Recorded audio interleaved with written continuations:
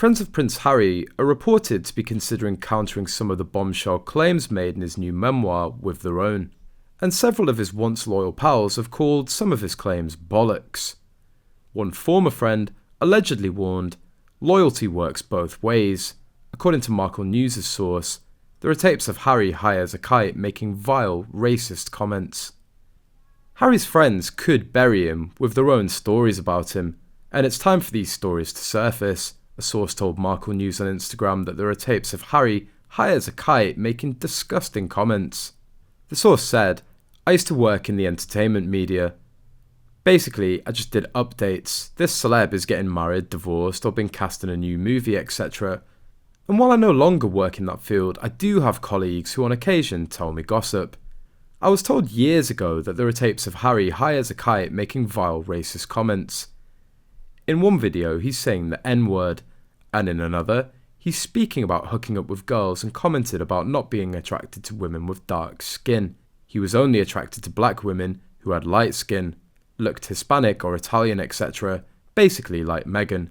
They needed to be white passing." The source continues, "The videos were apparently made by a former friend of Harry. My former colleague claims that royal family and the wealthy aristocrat families of the guys in the video have paid millions to make sure these tapes never see the light of day.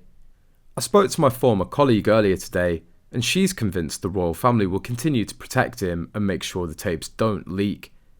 She said they won't want the headlines questioning Charles's parenting, claiming the rest of the family, including Charles and William, must also be racist. Not to mention the headlines about the royal family paying to keep the videos a secret.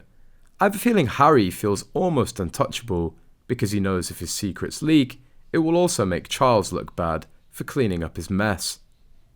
He knows they'll continue to protect him." Prince Harry has revealed that in the decade-long wake of his mother's death, he turned to drinking heavily and sampled a series of mind-altering hard drugs during an interview with Anderson Cooper. Cooper questioned Harry about his admitted substance abuse, including booze, cocaine, pot, and more.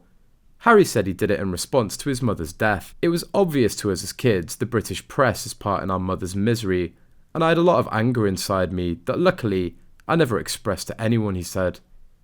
"But I did resort to drinking heavily, because I wanted to numb the feeling or I wanted to distract myself. And I would, resort to drugs as well." He also said that he felt that using psychedelics like ayahuasca and psilocybin mushrooms helped him. "I would never recommend people to do this recreationally, but doing it with the right people if you're suffering from a huge amount of loss, grief or trauma, then these things have a way of working as a medicine for me. They cleared the windshield of misery and loss.